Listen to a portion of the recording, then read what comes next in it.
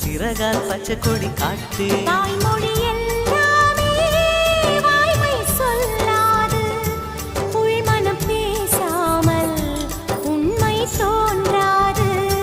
வாய்மொழி எல்லாமே வாய்மை சொல்லாது, பெண் கிளி பொய் சொன்னால் ஆண் கிளி தூங்காது.